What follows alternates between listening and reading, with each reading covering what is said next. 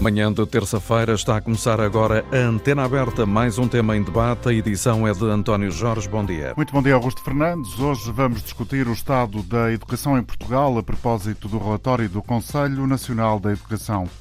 Em 10 anos saíram mais de 30 mil professores do ensino público. Há professores cada vez mais velhos no sistema. O número de crianças diminuiu e prevê-se que até o ano 2020 as escolas percam 6 mil estudantes por ano. Os alunos portugueses continuam a ser dos que mais chumbam na Europa. Em 2015, de acordo com este relatório do Conselho Nacional da Educação, mais de 30% dos estudantes já tinha chumbado pelo menos uma vez. Houve também, João Trugal, um aumento do abandono precoce da escola. É cerca de 3 pontos percentuais mais elevado do que a média europeia. O abandono precoce em Portugal fixou-se no ano passado nos 14%, um problema bem mais forte nos rapazes. Ainda assim, o abandono desceu a pique numa década para bem menos de metade do valor de 2007. As retenções também têm descido em quase todos os anos de escolaridade. A única exceção é o 10º ano. E assim sendo, sobe a taxa de conclusão em todos os níveis de ensino. Exemplo de longo prazo. A conclusão do ensino básico passou de 80% em 2007 para os 91% em 2016. O mesmo aconteceu no superior, mas com grandes discrepâncias entre instituições, com crescimento forte nas universidades e menos 33% de diplomados nos politécnicos. O relatório Estado da Educação mostra também uma descida considerável de alunos e de escolas. 2 dados, menos 40% de escolas públicas em 10 anos e menos um quarto de alunos a entrar no primeiro ano desde o início desta década. Menos alunos e muito menos professores, uma descida que se inverteu um pouco nos últimos 2 anos. O documento destaca ainda os testes internacionais do 4º e 9º anos, em que Portugal tem melhorado bastante, com quase todos os índices na média ou mesmo acima da média dos países da OCDE. Os resultados dos alunos portugueses em provas internacionais têm vindo a melhorar. Portugal, juntamente com a Espanha e a França, é, no entanto, um dos países onde a classe social tem mais impacto nos resultados escolares.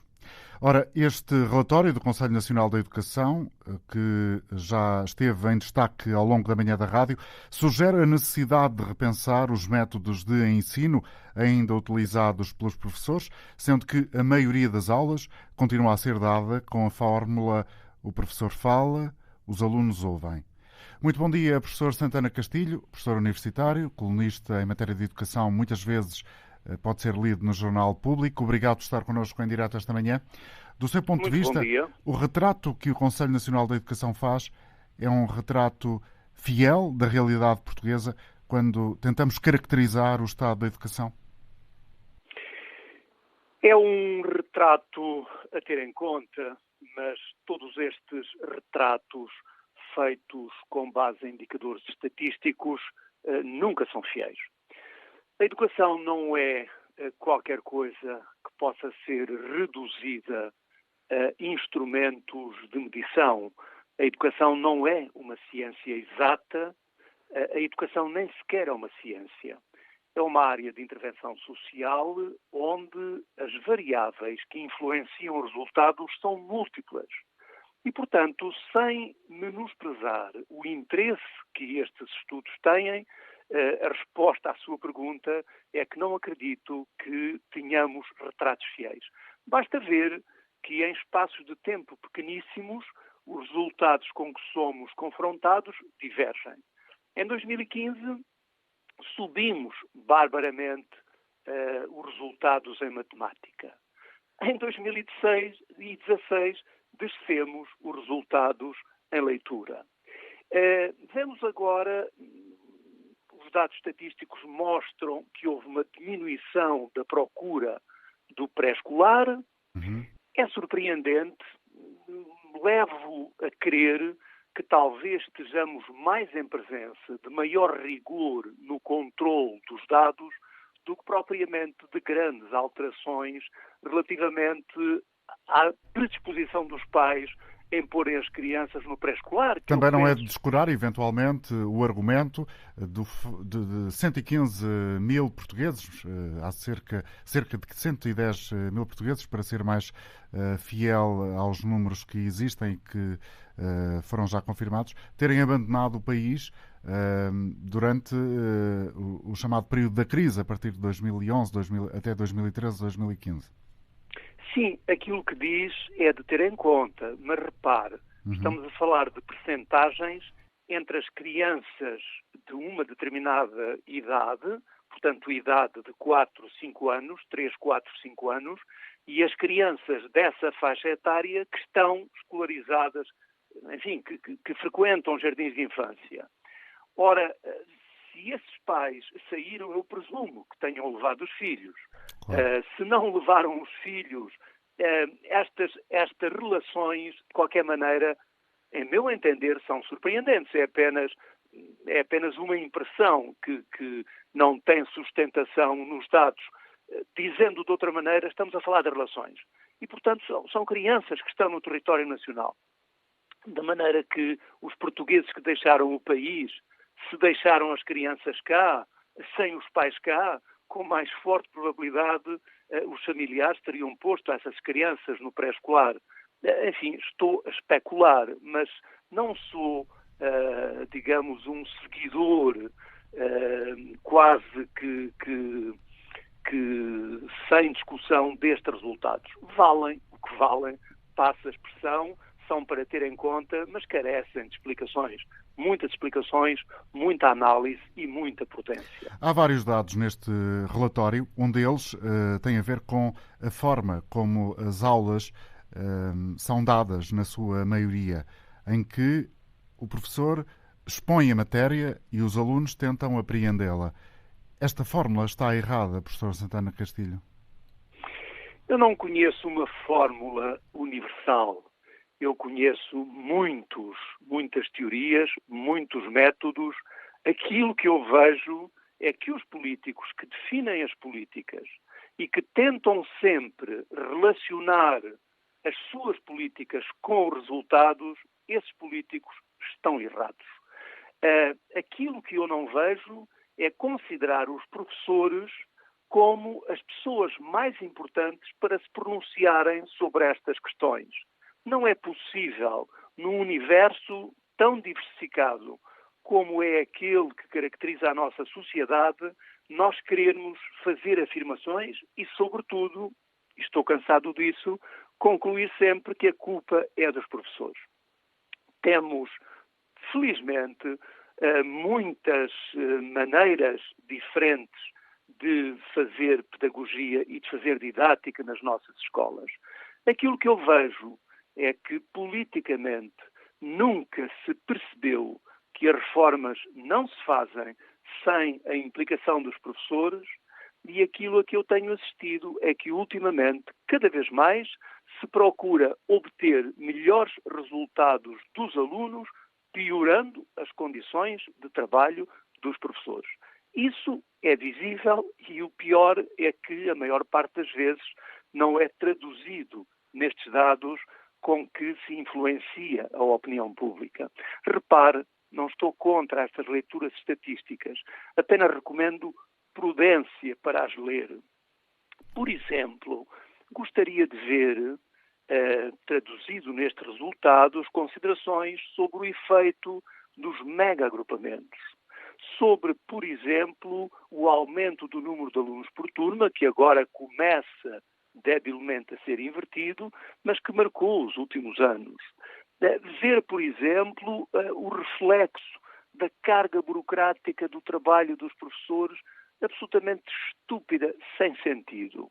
Deixe-me, por exemplo, chamar-lhe a atenção para aquilo a que assistimos nos últimos dias. Nuno Crato diz que os resultados da última pronúncia internacional sobre a proficiência dos alunos portugueses em leitura, que esses resultados não devem ser dissociados do clima de desvalorização do peso da avaliação do ensino de que foi arauto João Costa. João Costa diz que estes resultados são claramente os resultados das políticas de Nuno Crato. Um e outro comportam-se como uma espécie de sacerdotes que têm dogmas. Para um, as metas eram, digamos, o altar onde tudo se devia passar, para o outro são as competências que são válidas e que são, digamos, a referência doutrinária. Eu direi, um e outro esqueceram-se que os professores existem e que os resultados dependem, entre outras variáveis, fundamentalmente, da implicação dos professores e das condições de trabalho dos professores. Essa crítica, no entanto, não invalida a colocação da criança no centro do sistema educativo, certo? Não, de maneira nenhuma. A criança, não gosto muito de falar de quem deve estar no centro, porque a educação das crianças faz-se com pais, com professores, com condições económicas e sociais diferentes daquelas que infelizmente muitas têm, com políticas eficazes de bom senso. Veja este último debate na opinião pública da questão das refeições escolares. Vimos agora no Parlamento que uma proposta perfeitamente sensata do Bloco de Esquerda, que nem sequer tinha como objetivo obrigar ninguém a coisa nenhuma, tão só permitir que nas escolas, onde os pais, os professores e os diretores quisessem retomar, digamos, o controle direto no serviço de refeições, o pudessem fazer. O que é que o PS fez? Juntou-se ao CDS e ao PSD para invalidar isto. Por um lado, a autonomia é a bandeira. As escolas têm autonomia para mudarem programas, flexibilizarem currículos, mas não têm autonomia para afastar as lagartas pacientes dos pratos das crianças ou substituírem um frango cru chinês por frango produzido pelos portugueses. Isto não é demagogia, isto é a realidade. E o argumento para isto foi, mais uma vez, foi o mesmo que serviu para não cumprir a palavra dada numa sexta-feira, relativamente às energias renováveis. O argumento foi as penalizações pelos contratos assumidos com as empresas que servem refeições. Eu preocupo muito mais com as penalizações das nossas crianças do que propriamente com empresas que servem refeições e que prestam um mau serviço que é de facto rejeitado por toda uma comunidade. Aparentemente isto pode não ter relação, mas tem, e responde à pergunta que fez. Não há ninguém mais interessado nos resultados das crianças do que os professores portugueses. Aliás, um dado estatístico pouco divulgado é que os mesmos instrumentos de avaliação internacional sistematicamente colocam os professores portugueses entre aqueles que são mais apreciados pelos seus alunos e são mais apreciados pelos pais dos alunos. No último relatório, PIRLS, se a memória não me falha, nos 50 e tal países alvo de avaliação, os professores portugueses estavam na 10ª posição relativamente ao apreço que os alunos têm por eles. Portanto, a minha resposta é sim, os alunos são de facto fundamentais, são a causa primeira para a existência das escolas e de professores. Mas sem professores interessados e respeitados e dignificados, não há trabalho com os alunos que seja produtivo. Muito obrigado, professor Santana Castilho, por esta análise, a primeira na emissão de hoje da Antena Aberta, com base neste relatório do Conselho Nacional da Educação, que discutimos aqui ao longo da manhã, com entrevista à nova Presidente do Conselho Nacional da Educação, que nos apresentou também aqui os dados essenciais deste relatório, recuperados, de resto, no arranque deste programa, com o trabalho do jornalista João Turgal, que nos trouxe aqui também um enfoque particular com base nestes dados, ou seja, há um aumento do abandono escolar e há também a certeza de que os alunos portugueses continuam a ser aqueles que mais chumbam na Europa. Adiante, vamos ter nesta emissão outros convidados que estão por dentro do mundo da educação, que fazem da educação uma área de trabalho, é o seu dia-a-dia de trabalho. Mas antes, vamos aproveitar este momento para recolher já aqui algumas opiniões dos ouvintes que se inscreveram através do 822-0101 ou através do 2233-99956. O primeiro é o ouvinte Fernanda Palma, que está, julgo, em Faro. Bom dia. Bom dia. Bom dia, bem-vinda. Bom dia a todo o auditório.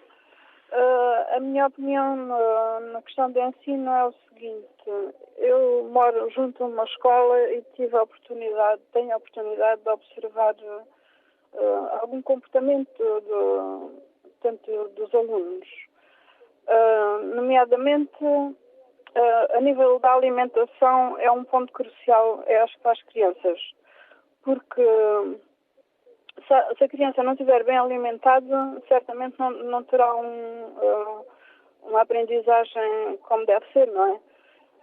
E o que acontece é, junto das escolas existem pequenas lanchonetes,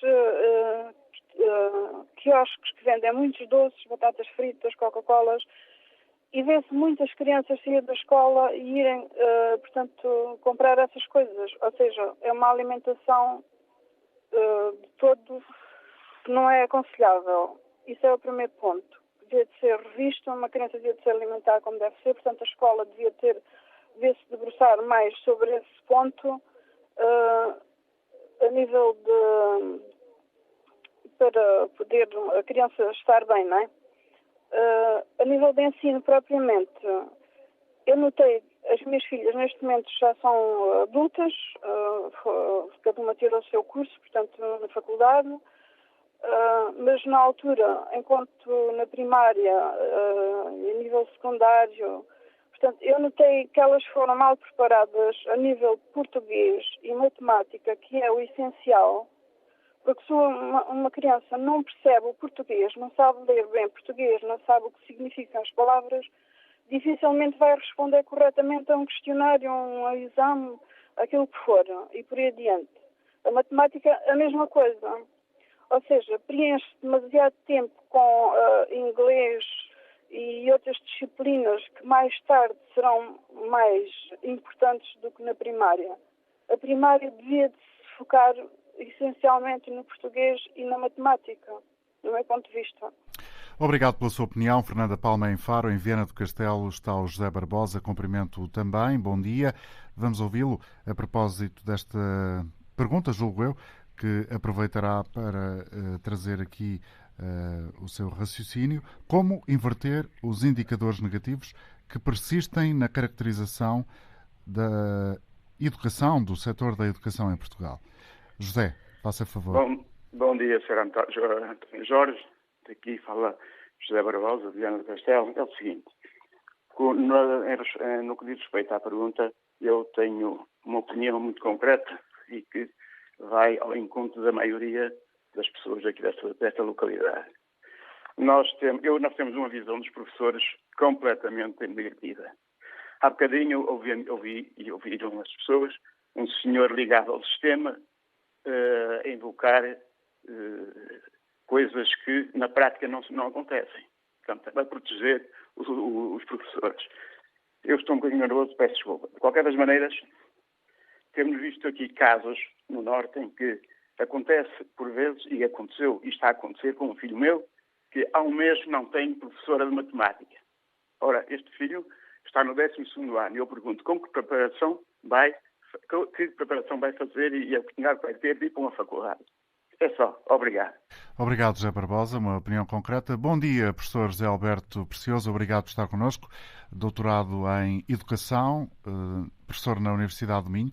Este relatório suscita-lhe que comentários, professor? Obrigado por ter aceitado o nosso convite em primeiro lugar. Obrigado, Dr. António Jorge. Bom dia e felicidades pelo desenvolvimento desta temática tão relevante. E já agora gostava de desafiar os colegas dos média para fazerem vários programas, que é preciso abordar este tema com profundidade, porque é uma verdadeira calamidade aquilo que temos entre nós. Portanto, o insucesso escolar, já aqui foi dito no vosso programa e eventualmente noutros apontamentos, noutras situações, é muito prevalente e a aumentar. Nós estamos aí a abordar basicamente o insucesso nos níveis mais baixos, mas, por exemplo, se nos reportarmos ao ensino secundário, o insucesso escolar traduzido em retenções, reprovações nas disciplinas como matemática, biologia, física e química, etc., é absolutamente dramático. Só para dar um indicador, por exemplo, em 2013, que foi o pior ano de todos, o insucesso escolar no exame de biologia, foram dados recolhidos por uma mestranda minha, a Teresa Lopes, no âmbito de uma tese de doutoramento está a fazer, atingiu 64,36%. As pessoas não fazem a menor ideia, eu penso que ainda não estão verdadeiramente conscientes do drama que é irem a exame. 76.501 alunos, é disso que estamos a falar, portanto, não estamos a falar de valores residuais, 76.501 alunos ao exame de Biologia, passa-se o mesmo na Física, na Matemática, e 60 e tal por cento reprovaram, o que significa 49 mil, neste caso concreto, em 2013, 49.235 alunos que se foram ao exame reprovaram. E isto é absolutamente vital na vida dos alunos, porque nestas disciplinas, se por acaso for obrigatória, se o aluno tiver menos de 9,5, pura e simplesmente as consequências são o aluno não entra na faculdade. Isto é apenas a focar o tema, porque o insucesso é muito abrangente, mas focar o verdadeiro drama, que é o que se passa no ensino secundário. Não há que branquear, temos é que pegar nestes números e ficarmos perplexos. Podemos, de alguma maneira, alarmar. Já há muito que estou a tentar fazer por várias vias, e obrigado por me dar esta oportunidade de alertar as pessoas daquilo que realmente estamos a tratar. E a questão é, mas afinal, quais são as causas do insucesso? Não é? Para a gente, isto é verdadeiramente dramático, estes números, penso eu. Quais são as causas? Obviamente que as causas são multifatoriais. Tem a ver, obviamente, com os alunos, há alunos melhores, piores, com aquilo que já apontaram e muito bem, com o contexto socioeconómico. Não é a mesma coisa um aluno que viva num bairro degradado, com pais que estão ausentes, etc., com um miúdo que vai de carrinho para a escola, que tem um horário muitas vezes das 9 ao 12:30, que volta a entrar tarde, tem apoio, tem explicações, que é um fator de sucesso que muita gente não fala. As pessoas só falam do mérito das escolas. Muito do mérito, que apesar de tudo existe, está muito na mão dos explicadores. Mas também é verdade que este relatório aponta isso, ou seja, que muito do mérito que se obtém nos resultados advém do facto da maioria dos alunos que vão a estes exames terem explicações fora da escola. Sem dúvida. Esse ainda bem, sem dúvida que é um fator que foi apontado, que é uma covariante que já apontou o Dr. António Jorge, que tem a ver com o contexto socioeconómico. Normalmente, quem tem mais dinheiro, isto acaba por ser uma seleção artificial, quem tem mais dinheiro tem muito mais apoios, designadamente explicadores de coaching, no fundo, há gente que tem explicadores para a disciplina e explicadores para o próprio exame. Bom, mas tem a ver naturalmente com as escolas e naturalmente com o mérito dos professores. Há bons professores e maus professores, isto resulta da nossa própria experiência. Todos nós já tivemos um trajeto escolar, tivemos excelentes professores e maus professores. Mas para me focar um bocadinho naquilo que é o CERN, aquilo que me escandaliza é de facto este número brutal de reprovações nos exames de matemática, física e tal, importa dos estudos que temos feito, e são vários, já tivemos uma tese, a doutora Manuela Madureira, Luzia Souza, etc., no âmbito da física, a Teresa Lopes na biologia, portanto, são pessoas que têm estudado este fenómeno. O que é que nós estamos a perceber? É que no caso concreto destas disciplinas, isto não é irrelevante, como eu digo, são disciplinas de acesso a um curso superior. Portanto, todos os alunos que reprovem não podem frequentar naquele ano, portanto, se tiverem menos de 9,5, de que é que redundam as disciplinas das ciências? Toda a gente, os professores inquiridos, os alunos, etc., dizem que está relacionado com a extensão dos programas, com os exames, o tipo de exames e designadamente com os critérios, não é? De onde emerge a questão, o que é que nós temos que fazer para mitigar e para melhorar esta situação? Isto vai ser um bocadinho pragmático. É claramente reduzir os problemas. É preciso ver, quando nós falamos de física, não falamos de física, falamos de duas disciplinas, física e química. Biologia não é só biologia, biologia é geologia. Matemática, além disso, os alunos ainda têm português, que é uma disciplina muito complexa para alunos das ciências, por exemplo. Portanto, claramente todos os professores reportam que os programas são extensos. Os professores, alunos, andam tudo exausto, tudo atafegado, etc., não é? E depois o exame, que são exames feitos muito acima, isto é um apelo a quem faz os exames, que deixa a realidade, que faça exames para alunos normais e para alunos que estão no ensino secundário e não exames para alunos do ensino superior, e eu diria, conhecendo a realidade do ensino superior, estou convencido que são exames para o segundo ciclo, ou seja, para o mestrado, nem sequer para a licenciatura. Eu tenho a licenciatura em Biologia e eu tive exames muitíssimo mais simples do que os exames que são feitos agora pelos alunos, que têm um elevado grau de complexidade e que não seguem, desculpe este palavrão, a taxonomia de Bloom. Os colegas que estão mais ligados a este assunto sabem o que é. Nós tentamos ensinar aos alunos a desenvolver competências de conhecimento puro, compreensão, aplicação, análise, síntese, etc. Os exames basicamente ignoram o que é que o aluno conhece, o que é que o aluno compreende, um bocadinho de aplicação e depois o que é que fazem basicamente os exames. colocam 4 grandes problemas, 2 de biologia, 2 de geologia, numa linguagem hermética. Ainda há pouco uma senhora falou, mesmo agora antes de mim, na complexidade. Um aluno que não domina a língua tem uma dificuldade enorme em compreender o enunciado do exame. É uma dificuldade logo. Ora, o exame não deve avaliar se o aluno, isso é para o português, se o aluno sabe ou não português. O exame deve avaliar biologia. Portanto, não é preciso pôr um texto rocambolesco com um problema muito complexo, em pouco tempo de resolução. O aluno tem que identificar o problema para depois responder a questões relacionadas com eles. Quase não são colocadas de conhecimento, perguntas de conhecimento e de compreensão. Ora, isso torna o exame, e só isso é que justifica, por um lado, o insucesso e no exame. Estamos a falar de milhares de alunos que todos os anos vão ao exame e reprovam. Portanto, no limite, que as pessoas que fazem o exame, que deem uma vista de olhos nos sites de Espanha, nos exames de acesso às universidades. Eu tenho desafiado os meus colegas a irem visitar esses sites e a verem a diferença incrível entre uma prova feita de acesso ao exame em Espanha e os nossos exames nacionais. Os nossos são numa dificuldade transcendente e não é isso que se pretende. Quer dizer, eu, no limite, diria que um dia vamos começar a pensar é terminar com os exames, porque, entre outras coisas, são provas pontuais. Eu percebo a bondade da medida, que é para tentar aferir, porque há inflação em algumas escolas, designadamente no ensino privado, há que meter o dedo na ferida. É conhecido que no ranking também há um ranking de inflação de notas e conhece alguns sistematicamente, inflacionam notas e tal. E as pessoas creem, ficam com a convicção de que aumentarem a dificuldade destes exames que vão mitigar isso. Claro, vão mitigar, mas a verdade é que, por exemplo, como é uma prova pontual, muitas vezes o professor que dá a mesma nota, por exemplo, dá um 14 a todos os alunos na sua disciplina, ninguém melhor do que o professor da disciplina consegue fazer uma certa seriação interna na turma ou nas turmas que dá aulas. E depois os alunos vão ao exame, acontecem coisas absolutamente disparatadas, que é quase como ao futebol. O aluno tem um dia mau, ou o jogador tem um dia mau, falhou, e à custa de uma prova pontual ao final do ano, vai reprovar de ano. Portanto, é preciso questionar também a bondade do próprio exame, que é importante na aferição, mas se tratando-se de uma prova pontual, tem também este problema. Ou seja, mas no imediato é preciso ponderar a extensão dos programas. Não é só uma disciplina, os professores têm que multiplicar por 4 ou 5, os exames, os alunos no secundário têm, por exemplo, nas ciências têm português, matemática, física, química, por aí adiante. São várias disciplinas, vários exames, e com programas existentes acaba por ser tudo atafolhado e, em boa verdade, a aprendizagem é muito reduzida. Bom, muito obrigado, professor José Alberto Gomes Precioso, doutorado em Educação, professor na Universidade do Minho, pelas suas observações. Creio que muito pertinente a sua reflexão em relação ao tema que hoje trazemos a debate na Antena e, eventualmente, importante para alguns ouvintes ficarem também com uma perspectiva um pouco mais abrangente sobre aquilo que o professor Gomes Precioso pensa em relação ao atual estado da educação em Portugal. E o que pensa a Maria Guilhermina Nogueira é o desafio que vamos lançar a esta ouvinte de Vila Nova de Gaia. Bom dia. Bom dia a todos os ouvintes e obrigada por me permitir esta intervenção. Eu fiquei sempre que o tema é educação e ensino, fico desperta, mesmo que atualmente não esteja a trabalhar especificamente nessa área, mas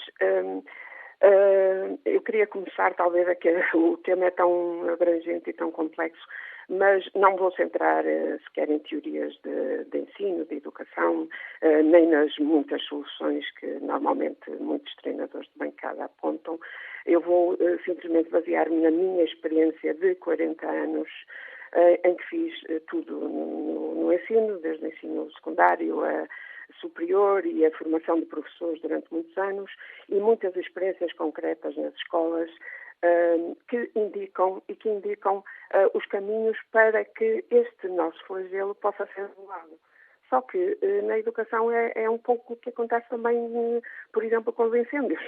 É que todos os anos fazemos avaliações, todos os anos se detecta, se fazem os diagnósticos e todos os anos se apontam possíveis soluções, só que depois as coisas são muitas vezes até começadas e até levadas à prática, mas não se faz avaliação e normalmente interrompem-se caminhos de sucesso por questões sempre de desvio de verbas. É essa sempre a velha questão. E para ser mais concreta, eu posso apontar como das reformas mais positivas que se fez no país e que deu mais resultados, que foi a reforma no governo de António Guterres, em que tivemos um diretor-geral de educação, que infelizmente já não está connosco, um diretor-geral de ensino básico, que instituiu áreas como a área de estudo acompanhado, a área de trabalho de projeto, que permitia a crianças de meios familiares não apoiados e não beneficiados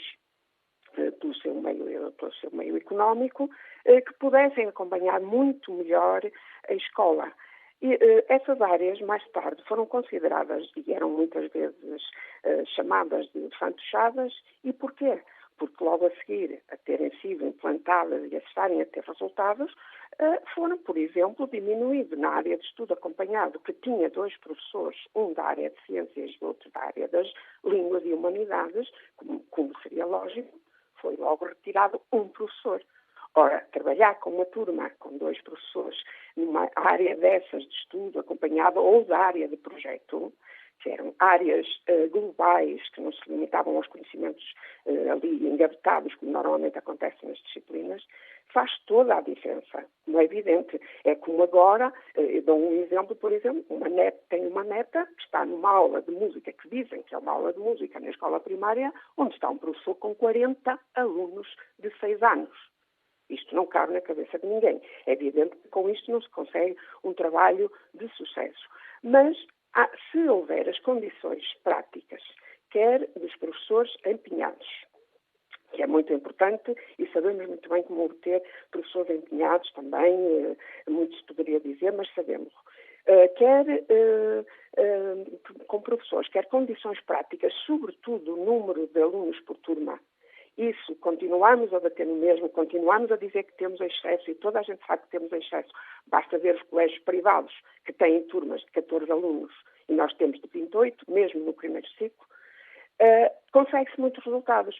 Eu tive exemplos na formação de professores a trabalhar anos inteiros com os professores todos de turmas, quer turmas em meios familiares muito desfavorecidos, quer turmas de meios familiares de élite, mas que por diferentes razões eram turmas de insucesso, mas que com as condições adequadas àquelas circunstâncias foram no final dos anos e no final do trabalho turmas de sucesso. E esse sucesso era, sobretudo, o trabalho, era resultado do trabalho colaborativo dos professores, de um ensino interdisciplinar, que é aquilo que falta muito no nosso ensino, é a ligação entre as várias áreas que os alunos aprendem e que normalmente engavetam separadamente e o que dá muito mais trabalho a assimilar, porque não vêem a ligação entre aquele português, aquela área do português com a área da matemática, com a área de Peço-lhe o favor de abreviar. Pronto, eu vou tentar, porque realmente isto dá pano para mangas, de facto. Pois dá pano para mangas, mas eu então, para resumir, eu acho que é aquilo que toda a gente sabe, mas que nunca é demais repetir. Para podermos mudar essa situação, nós temos que ter, primeiro, um plano de formação de professores que não existe desde esse tempo do António Guterres, em que havia um plano de formação global de professores bem articulado e bem planeado. Precisamos de ter esse plano de formação de professores, precisamos de ter um plano de emergência para o primeiro e segundo ciclo, porque é aí que as coisas começam. O primeiro e o segundo ciclo têm que ter uma atenção especial, tem que se dar tempo aos professores para investigar antes das aulas e refletir e avaliar depois, e tem que se pôr em prática métodos de ensino interdisciplinar, que liguem os vários saberes, que liguem as famílias, que integrem as famílias. Pronto, acho que... Obrigado, muito obrigado pelo seu raciocínio partilhado connosco. Guilhermina Nogueira, em Vila Nova de Gaia. Em Lisboa, Jorge Santos, bom dia para si também. Bom dia, obrigado pela oportunidade. Queria começar por dizer que a estatística que hoje veio ao lume sobre educação, como sempre, dá para tudo e para o seu contrário, não é? Se não veja-se a reação há umas semanas do secretário de Estado João Costa aos resultados menos bons das provas internacionais. Chuta para o Nuno Crato chuta para João Costa. O ensino, mas nós temos a memória muito curta. O ensino teve um progresso espetacular nos últimos 40 anos. E, aliás, Como sabem, 74% só 15% tinha acesso ao ensino médio. 67% da população portuguesa é rural e tudo ficava nas terrinhas a trabalhar. O máximo que aspiravam provavelmente era a 4ª classe. Mas penso que é muito importante discutir a educação e tenho dúvidas que o atual momento continua ascendente como tem sido nos últimos anos. De qualquer maneira, há que intervir. Eu gostava de mencionar algumas áreas que, na minha perspectiva, carecem de intervenção. Primeiro é na formação de professores. Os professores têm qualidade em Portugal, têm prestígio perante os seus alunos, mas nos últimos anos, para as escolas superiores de educação, vão escolher os alunos do secundário. Isso veio há pouco a lume, e quase todas da humanidade. São os alunos com piores médias de secundário que estão aí para as escolas superiores de educação. É preciso ter cuidado com isto, há que valorizar e irem os melhores para a profissão. Há que intervir politicamente para este assunto ser corrigido. Há que combater a ideia que as culpas são dos professores, os culpados são os professores, mas há que tomar medidas para aperfeiçoar a formação de professores. O segundo caso é o caso dos mega-agrupamentos. Não resultaram e têm que ter isso presente. Aquilo que deviam fazer não era agrupamentos, eram escolas verticais, em que na mesma escola estivessem os vários escalões etários. Os professores de secundário nos agrupamentos, numa atitude corporativista dentro da classe, se puderem chutar os alunos, os professores e os alunos do primeiro e segundo ciclo para outros locais. Tem que desenhar para escolas verticais, aliás, como fazem a maioria das escolas no privado. É isso que fazem. A cantina, as instalações esportivas, os laboratórios, os auditórios, a sala de professores podem ser comuns. Os intervalos podem ser separados por escalões etários. As escolas verticais poderão ter sucesso. Os mega-agrupamentos estão condenados na minha perspectiva. Uhum. Jorge, muito obrigado. E acrescentar mais um ponto, Júlio? Era só, sinteticamente, muito rápido. Nova forma de eleição das direções está muito mal. Obrigatoriedade dos testes nas disciplinas, todos ao mesmo tempo nas escolas, para valorizar a competência de todos os professores ao mesmo tempo. E os exames, 8 ou 80, no Nuno exagerou nos exames, as provas de aferições que tinham provado não servir, voltaram, já foram experimentadas e, no entanto, estas últimas foram uma desgraça. Confrontado com a hecatombe das provas de aferição, o Ministério disse que ia apostar na formação de professores. Isto é demagogia. Finalmente, os programas, são extensos, desadequados, são muito corporativistas. Formam grupos de trabalho, cada disciplina acha a sua disciplina mais importante que os outros, não há coordenação, os programas são extensos, é uma desgraça. Jorge, muito obrigado por ter estado connosco. Há pouco mais de uma hora falei com o presidente da Confederação das Associações de Pais, Jorge Ascensão, a propósito deste mesmo tema, tendo por base, portanto, o relatório do Conselho Nacional de Educação que hoje é divulgado. Jorge Ascensão quer um sistema educativo que tenha em primeiro plano os alunos. Nós precisamos de ter as crianças viradas umas para as outras e não de costas ou a ver as costas dos companheiros. Precisamos de um sistema que efetivamente esteja centrado na criança, ou mais na criança, do que em si próprio. Portanto, nós temos uma educação que está muito centrada em si própria, no próprio sistema. Precisamos que ela seja centrada e pensada em função da criança. E já há muito que a Confap vem a tentar e a persistir na necessidade de refletir e alterar este modelo de ensino. O que é curioso é que muitos anos passam e muitas vezes se discute a educação em Portugal e depois parece que há problemas no sistema que permanecem, que não são alterados. É verdade, porque o que nós discutimos é emprego, discutimos condições, estruturas na educação. Não estamos a discutir efetivamente aquilo que é a educação, o que é o modelo, o que é que neste momento são as necessidades que as crianças têm, que tipo de programas e currículos. Portanto, há aqui uma discussão que ainda não se fez. A própria avaliação, se é este tipo de avaliação o mais correto para aferir aquilo que são as aprendizagens, e nós temos que urgentemente começar esta discussão e refletir sobre o modelo educativo que temos em Portugal. porque efetivamente, mesmo ao nível de resultados, nós sentimos que eles melhoram. É verdade que nós temos jovens, famílias com capacidade de colmatar as falhas que o sistema tem, e nesse estudo também vem aí a recorrência que é feita às explicações, e portanto há essa possibilidade de uma parte das famílias e dos jovens melhorarem esses resultados. Mas num sistema que hoje é global, efetivamente está com muitas lacunas, porque o sistema em si ainda não, vou utilizar aqui uma expressão de um ex-ministro, não implodiu. Portanto, não foi capaz de se repensar, de se rever e alterar algumas coisas que são necessárias mudar e que estimulem e incentivem as crianças para as aprendizagens. Daí termos ainda esses indicadores que, obviamente, nos devem preocupar. O senhor disse, e estou a falar com Jorge Ascensão, presidente da Confederação das Associações de Pais, o senhor já o disse aqui, ainda que de forma indelével, digamos assim, o facto de a maioria dos estudantes portugueses recorrer a explicações só pode dizer mal da qualidade do ensino, ou é uma interpretação abusiva?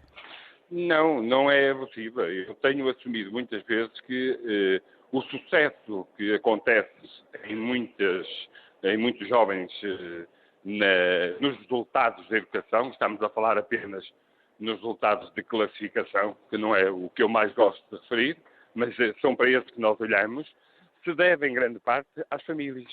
Se deve à possibilidade das famílias recorrerem a essas explicações, se deve à capacidade de os próprios pais e as mães, e o estudo também reflete um bocadinho essa correspondência, terem a capacidade de apoiar os filhos naquilo que são as aprendizagens, o que obviamente, e eu já o disse mais que uma vez, a escola também tem que repensar a sua função e o papel que está a conseguir exercer naquilo que é o seu desígnio e que todos nós esperamos, que é tornar mais equitativo a aprendizagem e possibilitar a todos aquilo que são as suas capacidades e as suas oportunidades. E, portanto, é uma reflexão que tem que ser feita, de facto, uma reflexão de conteúdo, uma reflexão que vá àquilo que é o cerne da questão da educação e, obviamente, que nós sabemos e temos isso todos os anos, quando falamos de educação, estamos a falar de tudo que anda à volta da educação, menos de educação. Falamos sempre muito de educação, mas como também o senhor já aqui disse, e estou só a sublinhar as suas palavras, falamos muito de condições de emprego, das condições relacionadas com a vida dos professores e pouco falamos pouco dos alunos, digamos assim, dos resultados, daquilo que é a vida diária dos alunos. O senhor acha que este ministro, Tiago Brandão Rodrigues, tem feito alguma coisa de positivo nesse sentido ou também se tem limitado só a discutir as questões estruturais relacionadas com a classe na educação, com a classe dos professores e não com as classes que aprendem as dos alunos? Nós estamos convencidos que os responsáveis políticos deste ministro, como outros, têm esta percepção e a preocupação de procurar melhorar algumas questões. E, portanto, a questão hoje da flexibilização pode ser um instrumento. E, portanto, há aqui algumas preocupações. Flexibilização curricular, ou seja, um projeto piloto que está a acontecer em 230 escolas, mais ou menos. Exatamente. Pode ser um instrumento. Agora, aquilo que a sensação com que fica, provavelmente em toda a sociedade, é que depois acabamos por ser levados um pouco pela corrente de acontecimentos, pelas pressões sociais que vão existindo, e às vezes nem tudo acontece como aquilo que era expectável, os objetivos não acontecem de acordo com o que se esperava. E, portanto, tem sido muito isto. Isto exige um compromisso muito alargado de todos os intervenientes, políticos, docentes, famílias, autarquias. Há aqui um compromisso que é necessário assumir em nome das crianças. E esse compromisso tem que ser assumido para que se altere o essencial na educação e possamos, de facto, estabelecer uma estratégia sustentável de progresso, de evolução, e possamos, nesses indicadores que ano após ano, como disse, vão acontecendo, eles possam mostrar melhorias significativas e sustentáveis. E esse compromisso ainda não existe, ainda há uma certa instrumentalização, vou dizer isto, porque acho que, de facto, efetivamente, nós temos que começar a mudar alguma coisa, mas ainda há uma certa instrumentalização de acordo com alguns interesses e com alguns lobbies. Uma das questões que é necessário repensar muito rapidamente, e tem havido imensa dificuldade em consegui-lo, é a alteração do acesso ao ensino superior, que está a condicionar, está a pôr toda a gente, inclusivamente as famílias, a olhar apenas para as classificações e para as notas, e depois é o SALVS e o SAP e o tentar recorrer a todas essas explicações e a todos os instrumentos que são possíveis para se obter uma classificação. O que não significa, às vezes, melhor educação. E, portanto, é neste patamar que nós estamos e temos que refletir para dentro, refletir isto seriamente, assumir estes compromissos todos, se efetivamente estivermos interessados em que as coisas melhorem. Jorge Ascensão, muito obrigado pela sua disponibilidade em estar connosco esta manhã. Bom dia. Eu agradeço, um bom dia, um bom trabalho. Alguns comentários na página da Antena no Facebook. António Daniel diz: por aquilo que se tem estado a ouvir, pelos comentários e intervenções, se um extraterrestre tivesse chegado agora a Portugal, faria um relatório desgraçado sobre o ensino. Aliás, perguntaria se existe educação em Portugal. Já Ricardo Morgado diz que os programas são ridículos e conta que a filha dele, que está no 6º ano em Ciências, tem que conhecer o sistema digestivo das vacas, das galinhas, assim como o sistema respiratório dos peixes. Não existe ensino consolidado. É tudo feito à pressa. Só importa cumprir o programa. Agostinho Rocha diz que há dificuldades na escola e muitas vezes essa responsabilidade não é assumida. Já Rui Jordão diz que falta integração entre as empresas e as escolas, de maneira a dar conhecimento e experiências laborais, como acontece onde ele está, no Luxemburgo. Mafalda Campos diz que a opinião dela, vale o que vale, pois claro, as matérias estão desatualizadas, os professores vão para a profissão pela escassez de alternativas ao ensino e não há uma cultura em casa que faça com que as crianças se interessem pelas matérias de estudo ou pelo prazer de aprender. São as mentalidades, diz a Mafalda Campos, que precisam urgentemente mudar. E para concluirmos muito rapidamente, Manuela Magno, uma ideia ou duas suas para concluirmos. Muito bom dia. Uma ideia, e esta é concreta e as pessoas podem verificá-la se procurarem informação. As médias, as notas de entrada, as mais baixas do sistema universitário e politécnico português são para a formação de professores, nomeadamente ensino básico e mestrados em ensino genericamente. Isto é totalmente inaceitável. Isto tem que ser mudado. As universidades têm que ter a coragem de querer os melhores. Tal como seria impensável ter médias de 9,5 para entrar em medicina, é impensável que continue a ser possível uma pessoa que tem média de 9,5 entrar para a formação de professores. Por outro lado, a questão da média prende-se com duas coisas. Prende-se com o nível remuneratório no final do curso, que é extremamente baixo. Se queremos ter bons professores, temos que os respeitar e esse respeito passa por ter uma remuneração digna, mais do que digna. Se fizerem as contas, um professor que acaba um mestrado, hoje em dia ninguém pode ser professor sem ter pelo menos um mestrado, ganha cerca de 10 euros à hora. Isto é inaceitável. Por outro lado, uma coisa super concreta e que tem que ser feito. E já foi abordado aí por algumas pessoas. Redução do número de alunos por turma. Dou um exemplo muito concreto. Em 1995, a Noruega fez uma enorme reforma educativa, a que chamaram Educação 95. Ainda é que está basicamente em vigor e, a partir daí, a nível do ensino básico, do primeiro e segundo, vamos dizer, equivalente ao primeiro e segundo ciclo do ensino básico, as turmas não podiam ter mais de 12 alunos. Portanto, há coisas muito concretas que podem ser feitas e que têm que ser feitas. Manuela, muito obrigado pela sua intervenção e pelo seu contributo para esta discussão. Chegamos ao final do programa. Até amanhã. Bom dia.